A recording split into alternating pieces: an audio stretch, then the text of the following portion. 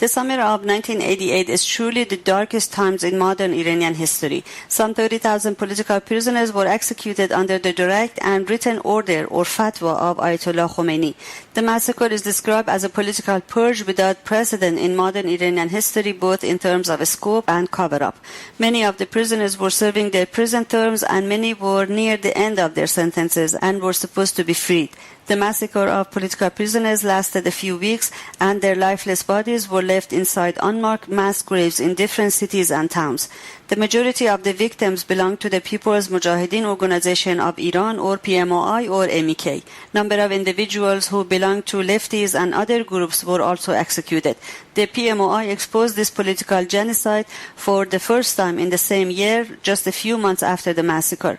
Every year the Iranian dissidents around the world commemorate those brave souls, for they were taken from somebody's parents, sister, brother, son, daughter, aunt, uncle, classmate, colleagues or teacher. My guest today is Sara Hassani, whose uncle Mahmoud was executed during 1988 massacre. Sara is a PhD student in politics who studies Middle Eastern resistance and self-sacrifice. Sara is a Canadian of Iranian descent and never met her uncle, but as you will hear, you would agree with me that how much Mahmood Hassani's life and death has affected his niece's view of the world around her. Sara Hassani, welcome to Radio Irava and thank you for accepting my invitation. Thank you for having me. Sara, today we're going to talk about your uncle, one of the 30,000 political prisoners who were executed in the summer of 1988 in Iran, known as 1988 Massacre. Of course, we all know ISIS is known worldwide for the atrocities their members commit in the Middle East, but the atrocities committed by the mullahs in Iran or the first Islamic State in Iran in 1979 are unfortunately consciously ignored. Can you tell us a little about the summer of 1988? Definitely. The summer of 1988, for those who are familiar with Iranian history, is etched forever in our minds. I myself wasn't alive during the summer of 1988, but I'm well aware of the ramifications it's had, both for Iran as a nation and for the psyches of many Iranians within the country and expatriates who are living abroad now. Essentially, the way I would communicate it is a discrete political genocide, the massacre of some 30,000 individuals who were imprisoned at Evin prison, my uncle included amongst them, and who were summarily executed by the Iranian government for political crimes as simple as my uncle's, which was distributing opposition newspapers as a student amidst university students where he was studying. What was the name of your uncle, Sara, and when was he arrested? Yeah, my uncle's name, he went by Masood, although his formal name was Mahmood Hassani, and he was arrested at the age of 21 in Tehran, and again on charges of distributing opposition newspapers. Do you know exactly when he was executed? We don't know the exact date of his execution, or at least I'm not aware of the exact date of his execution, but we do know that he was buried at Khavaran, which was a mass grave that was later uncovered by families and witnesses to the crimes committed by the Iranian government. And he was amongst those who were executed during the purge of dissidents by the Iranian government in the summer of '88. And how his family, his parents, know about his execution? How did they find out? His parents, actually, unfortunately, his father passed away prior to his execution, about a year before. He was 57 years old and died of a heart attack, presumably from the stress of having had his youngest son imprisoned on grounds of having distributed opposition newspapers and enduring what was then 7 years of his imprisonment and torture and knowledge of his torture. His mother learned of his execution and his family members learned of his execution following the event. He wasn't given due process or any type of court system overseeing his judgment and sentencing, so no one was aware of the fact that this was going on until after it had already taken place and after it was too late for so many. Was he the only one in your family to be executed, Sara? He was the only one amongst my immediate relatives to have been executed, but he was not alone. Again, 30,000 people lost their lives, each with their own families, their own cousins, their own nephews, their own nieces. And it's definitely been a stain on many Iranians' personal memories and the rest of their lives. Exactly, you're right. I mean, it's impossible to find an Iranian these days who haven't been impacted or been hurt by the Iranian regime in some ways. It's just so horrible. It's just unbelievable. Definitely. In terms of oral history, it's very rare to raise the issue of the 1988 massacres and have an Iranian not have known someone who was imprisoned at that time or who was executed. So how come you decided to write about your uncle? You said yourself you weren't even born when he was in prison. Yeah, I wrote about my uncle for a number of reasons, but primarily I wanted to commemorate the 27th anniversary of his execution by the Iranian government, which is a story that, as we've discussed, is rarely touched on by the media or by history books, and one that, through my uncle's memory, I have a very strong personal connection with. I should admit that not having known him, it's tough to say that I feel any type of personal attachment to his story, but I really, truly do. I think that was in large part afforded by my parents and my extended family, who carried his memory every day, everywhere that they went. You know, recalling his mannerisms, recalling the way he carried himself with dignity, with humor, with respect. And I feel like it's a necessary memory to bring to life precisely because the voice of these many dissidents has been so silenced for so long. You say the story of 1988 massacre hasn't been told, but why do you think it's important to know about what happened in summer of 1988, and why did you want to know yourself, and what can one do with this knowledge and this information? There's several reasons why I want the world to know about both my uncle's story and the story of the rest. The first is out of respect for my uncle's own family. My mother, my father, my grandmother, his sister, his brothers, for whom the loss was truly profound. Mm-hmm. And also out of respect for the other 30,000 lives that were taken alongside my uncle's. In what remains to be the largest and swiftest massacre of political dissidents in modern Iranian history. I think it's important to emphasize this aspect because my uncle's story is, quite frankly, just one story. His belongs to a class, an entire generation of Iranians whose lives were unfortunately abruptly cut short and whose bodies bore what can only be described as the markings of extreme torture, and whose families have been left to deal with this trauma in silence. I think that politically, the Iranian government's extensive work has successfully veiled their genocidal crimes. They've refused to acknowledge it even happened and have avoided any type of international inspection into the result of these executions, whereby an international body would go in and inspect the mass graves that have been brought to light, or count the number of bodies which are in contention.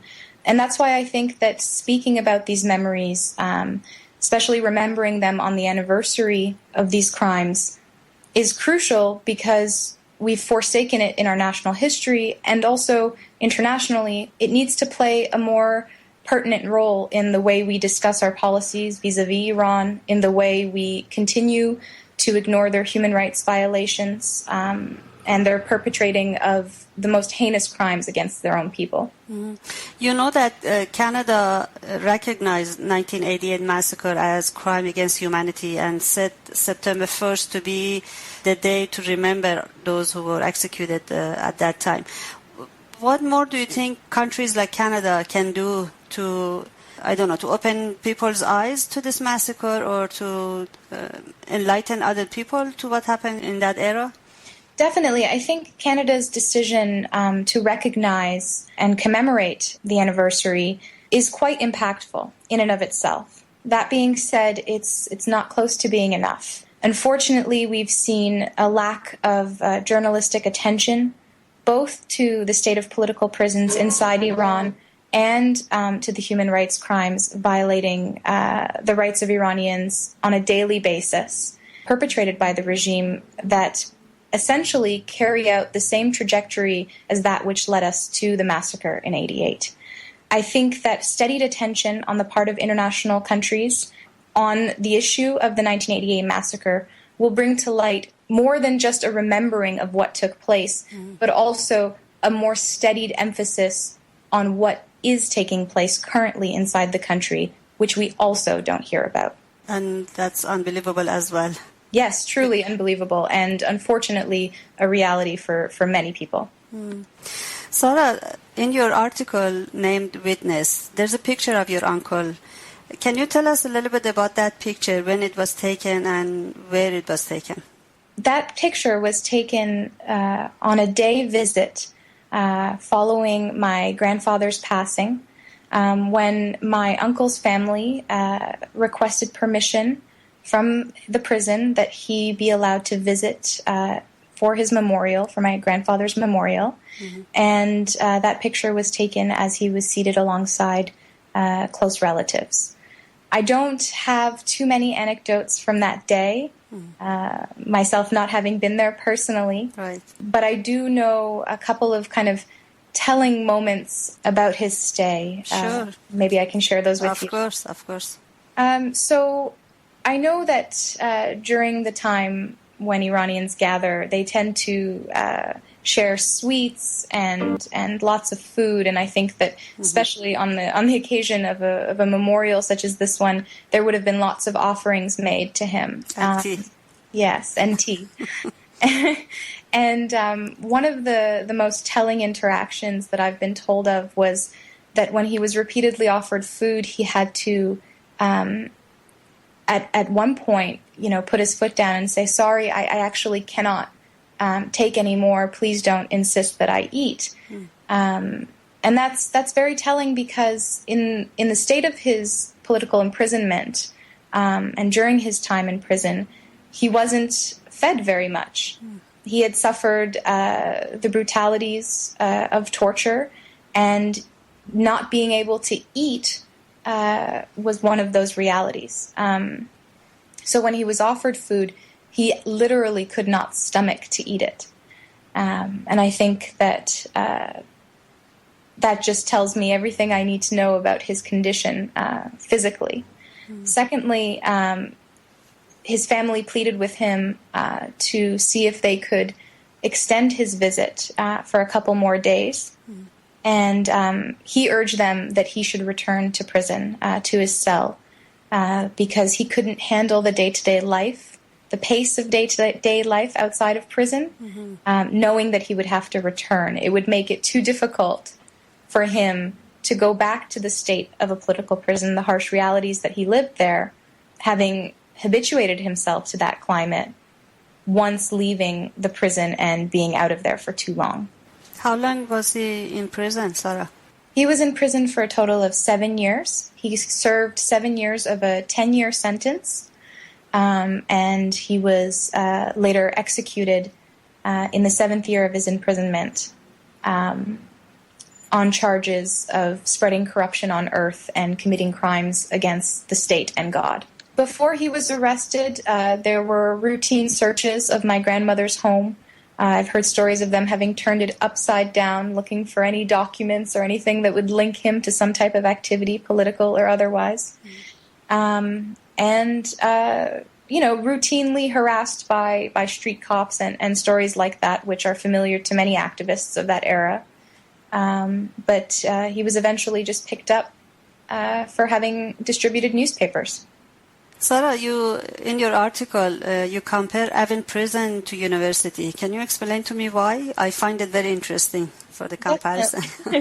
Definitely. It's not a very usual comparison, I guess. But I call the prison in which my uncle was kept Evin University in place of Evin prison because despite the incredibly harsh conditions, notorious to the kinds of unimaginable torture that takes place there still till this day, Evin is a political prison where those inside are charged for their ideas.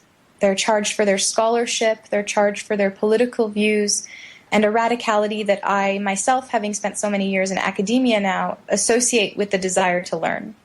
On another level, I think that Evin is not just a prison for ideas, but it regularly houses a number of forward-thinking scholars, academics, teachers, university students, poets, artists, musicians, journalists, you name it.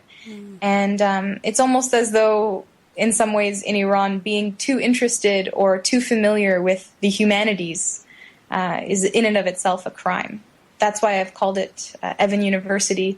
And I feel like also those who've spent time there, and both from his former cellmates as well as from those who've been fortunate enough to leave Evin, I've been told that those kept there do continue to study. They share knowledge with one another, and they hold on to their scholarship as a means of resistance, as a means of staying alive throughout the harsh conditions that they're faced with. Sara, I'm sure you know this, but depending who you talk to, the number of executions vary. But why do you think there is such a confusion regarding the numbers of executed in summer of 1988? The numbers vary for a few reasons. Foremost, I think that they vary because the issue has been so silenced that despite recognition like Canada's, there has yet to be a credible organization, an international body, who has been allowed to question or actually been granted any permission to research the number of those that have been executed.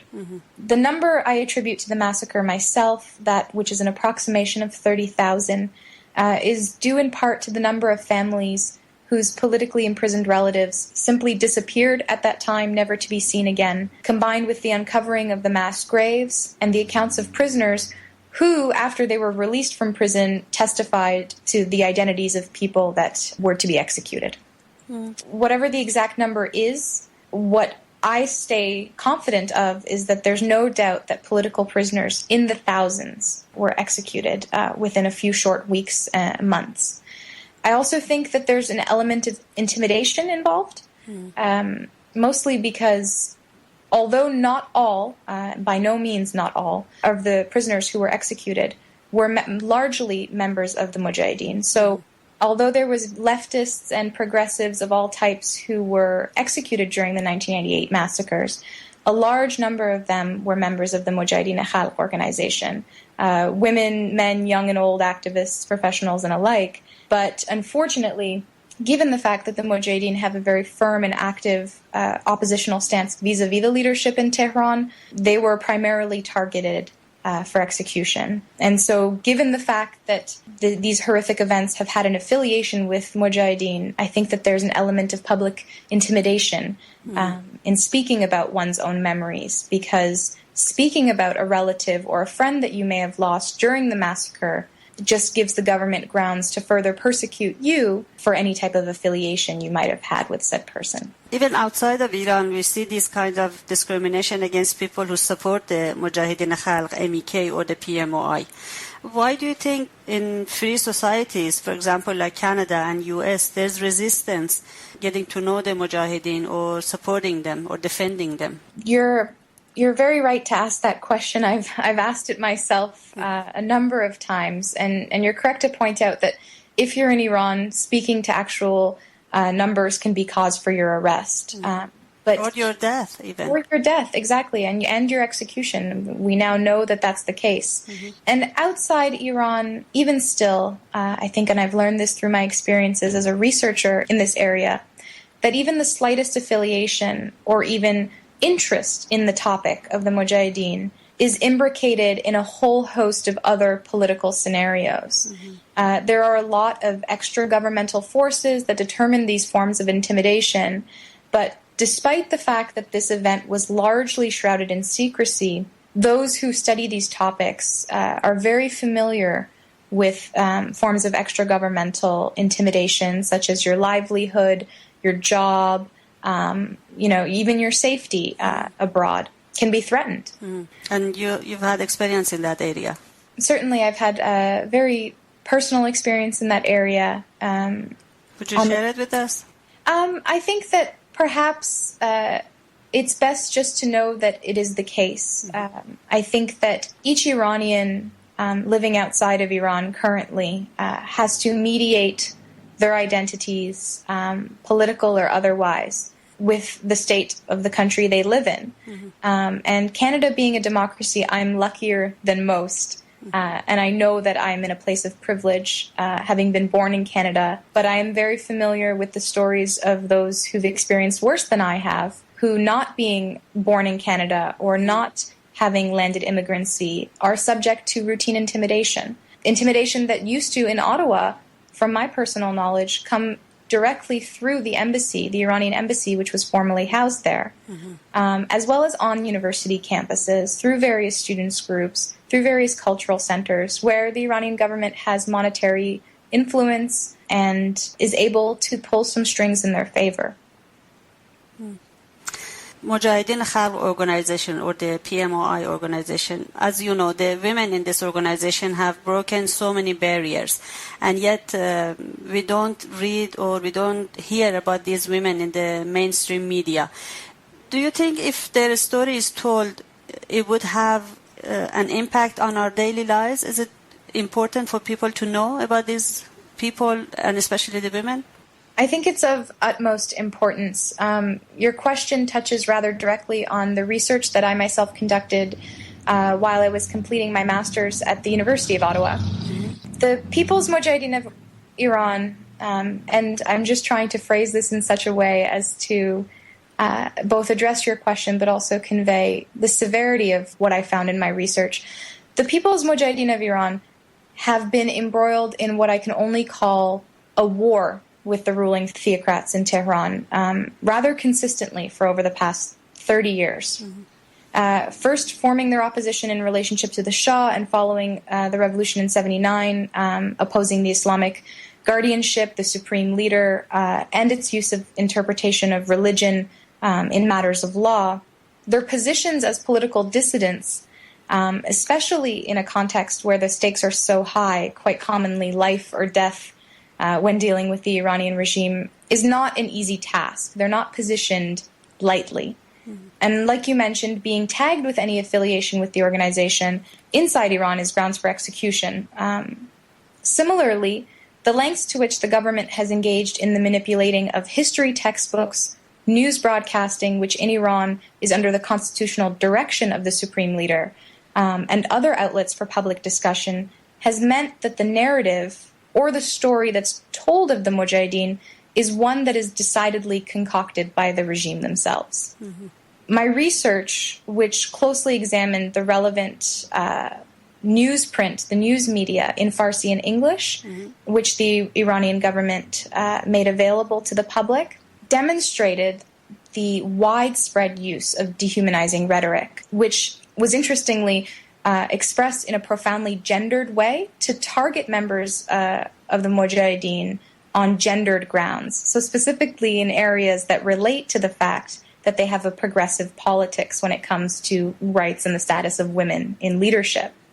I found that the sensationalized narratives that they used, which almost always specifically attack the women in the organization, are first fed to those inside the country. And I should mention probably for your listeners that in and of itself, this is cause for concern, because well over 2/3 of Iran's 80 million population is under the age of 30, being born after the revolution and having had little to no knowledge of the MEK outside of government sources. But unfortunately, also as a ramification, and something that my research was able to confirm, was that these narratives were then picked up by Western news sources, reputable outlets as far-reaching as the New York Times, who, in opting to repeat the rhetoric that the regime uses to slander the organization and its members, perpetuates a very narrow or obfuscated view of an organization that, like you've mentioned, has an interestingly kind of progressive agenda and position, especially on the issue of women and women's rights. So I think that the lack of public knowledge surrounding the MEK can be largely attributable to a lack of journalistic rigor in the West that has ignored or has not been invested in learning about political opposition in Iran. And I mean radical political opposition. They've been very heavily invested in learning about reformist movements, but none of those seek to dismantle the inner workings of the government, which is its constitutional Islam. How can we change this atmosphere, Sarah? I think it's one of those areas where it calls for public attention and public awareness. I think that the reason why I testified to my uncle's story in the form of what can only be described as a blog post was in light of the fact that I think spreading word, spreading oral histories, spreading the memory of those who've been lost to such crimes will necessitate on the part of journalists as well as public discourse creators to speak to the trials and the plight of political dissidents in Iran and address why we know so little about radical opposition to Tehran. I'm hard-pressed to read about it in the news. We hear about the heroic acts of people fighting back against ISIS almost daily. But we're hard-pressed to find news that speaks about the heroic acts of political dissidents in Iran who put their lives on the line day in and day out, or who are left starving, tortured in a prison somewhere. We don't hear those narratives. They don't become part of the public discussion, and therefore human rights takes a back seat when negotiations such as the one we are currently seeing take place with a country that has had what can only be described as a genocidal record when it comes to political dissidents. This question may sound a bit ridiculous to you, but I have to ask. No, of course. From all of your knowledge and whatever you've heard about your uncle, can you imagine if he was alive today, where would he be and what would he be doing?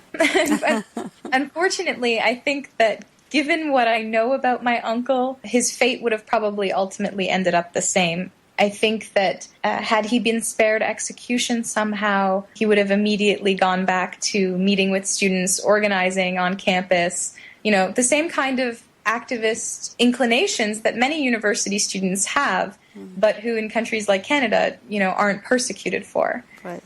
His personality would have remained very much the same and invested, I think, in the same freedom-loving interests that he had. And so, unfortunately, given the state of Iran at the time and still to today, I think that he would have ultimately been persecuted for those inclinations. Sarah, thank you so much for your time. Hope to read more articles from you in your blog about Iran. Have a nice day. Thank you so much, and thank you for bringing more attention to this issue. My pleasure.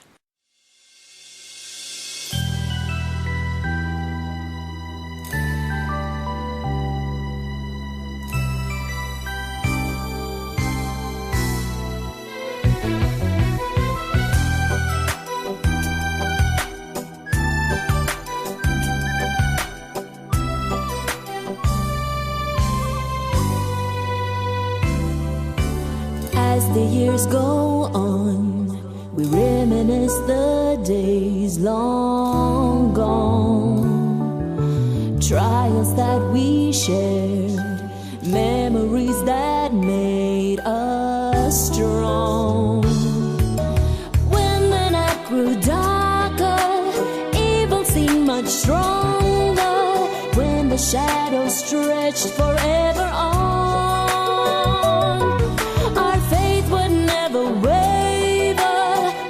Stood together, in the end we did overcome. When the night falls, stand tall, hold tight, shine through the night, never darkness overcomes your light. Hold tight, shine through the night. You're the flame that always stands strong. You'll always find the strength to carry on.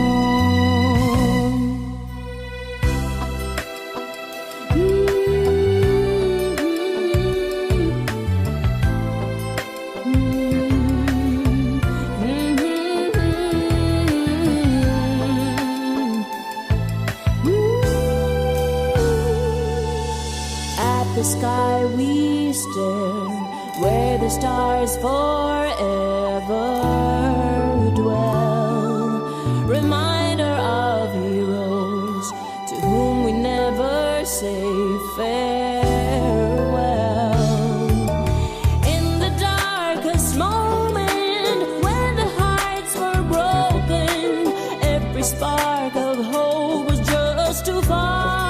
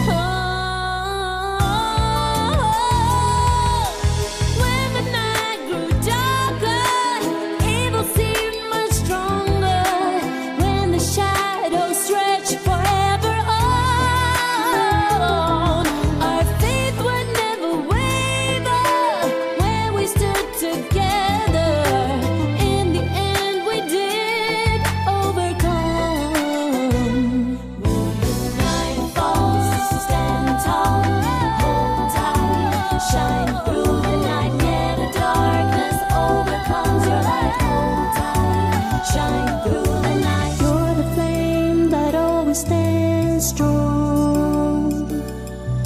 You'll always find the strength to carry on.